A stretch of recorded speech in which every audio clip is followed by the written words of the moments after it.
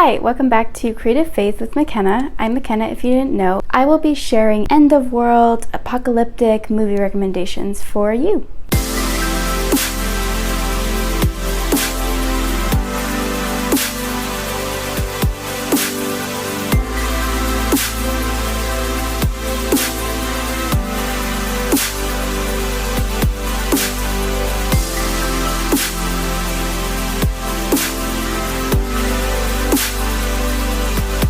So starting with the first one, Left Behind. So this movie is when millions of people disappear, leaving behind all of their physical, material belongings, clothing, all of that. This leads to vehicles crashing, the world going up in flames. It follows an airline pilot, Ray Steele. He's on a plane when this is happening, and he struggles to save the passengers of the plane while his daughter is on the ground, right? In the middle of everything that's happening on the ground while he's up in the air on this plane. So she tries to find her brother and her mother during all of this conundrum. It's a pretty good movie. It's about the rapture, so yeah, it's pretty good. I like it. This next movie is really good. I really like it. I rewatch this movie every so often because it's good. This movie is called The Day After Tomorrow, and it's one of those weather-related end-of-world movies, like the planet weather system.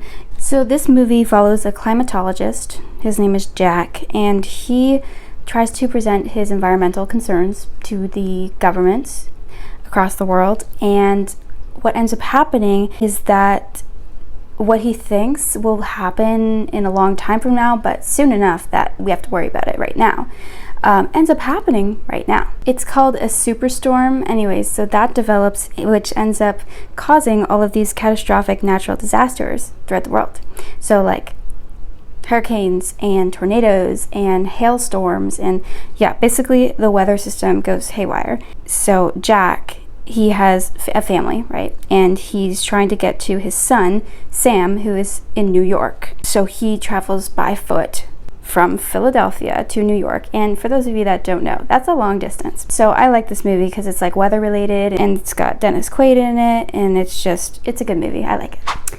So this next movie is called Knowing, and this one has Nicolas Cage in it. So the description reads, 50 years after it was buried in a time capsule, a schoolgirl's cryptic document falls into the hands of Caleb, the son of Professor John. So the father, John, he figures out that the encoded message, so it's a bunch of numbers written down, actually lists every major disaster from the past 5 decades and predicts 3 future disasters, one of them being a global cataclysm. So he tries to tell people about this, but no one listens. So he enlists the help of the woman, the girl that wrote the cryptic document. She had a daughter, so he enlists the daughter's help to try to avert this disaster from happening. It's a good movie. Trying to explain it is not as good as just watching it, so yeah. Deep Impact is an amazing movie. I love it. This is one of the movies that I rewatch every now and then because it's just one of those good movies that you always want to rewatch. In this end-of-world movie, a comet is hurtling towards Earth, and that obviously could mean the end of all human life. So the US government keeps this under wraps because they don't want to freak everybody out, which kind of makes sense, but is also why aren't you telling us? Anyways, but a reporter, Jenny, she uncovers the truth, which forces the US president to announce his plan. This movie follows a bunch of different storylines and just makes you care about a bunch of different people. One of these storylines is that in order to try to save the planet, they have to send these astronauts to space to lay explosives on the comet and hopefully derail, break it apart or derail the comet from hitting Earth. And if not, humanity will have to prepare for its demise, basically. This is a very action-based but also family, there's a lot of personal, intimate moments in this movie as well. So I just like the mix match of action-based drama keeps you on your toes, but also the family-based relationships aspect of this too. That movie was called Deep Impact. Now you might not think this is an end-of-world movie, but it is, and it's called The Croods. So this movie follows a prehistoric family that live in a dangerous moment in time. This family gathers food by day and then cuddles together in a cave at night. But when a more evolved caveman, his name is Guy, arrives, the father is distrustful. But it soon becomes apparent that Guy is actually correct about the impending destruction of their world. So they have to try to figure out what to do, and it's like a smarter guy leading all of the less evolved people. It's kind of like that. It's a funny, kid-friendly movie. You wouldn't think of it as like a end of world movie, but it is. So yeah. Also, there's a second one too. So just putting that out there. So this movie is called World War Z, or World War Z, whatever you want to call it. The idea of this movie is that it's a zombie apocalypse, so World War Zombie. Basically, this movie follows a former UN investigator. His name is Jerry Lean, and his family gets stuck in like stop and stop traffic, basically.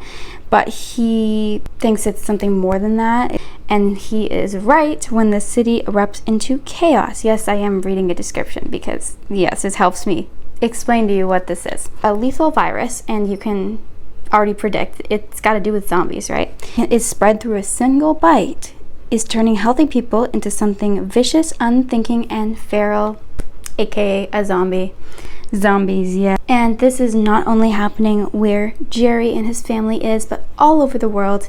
They have to try to save the world, and this virus threatens to consume humanity. It leads to a worldwide search to try to find a cure for this illness and this infection before it kills everybody. I really enjoyed this movie. It keeps you on your toes, and the acting's good. I really liked the family dynamics, and I don't know, it's a good movie. I really like it. So yeah, it's a good zombie apocalypse movie. And finally, the last one is called Bird Box. This movie is about a mysterious force that decimates the population. So only one thing everybody knows is certain: if you see it, you die. And yeah, it makes you like suicidal or something. The survivors must avoid looking into an entity that takes the form of their worst fears. So this follows a woman that has children, and she tries to embark on a dangerous journey through the woods in order to get to a safe sanctuary. But the only key is you can't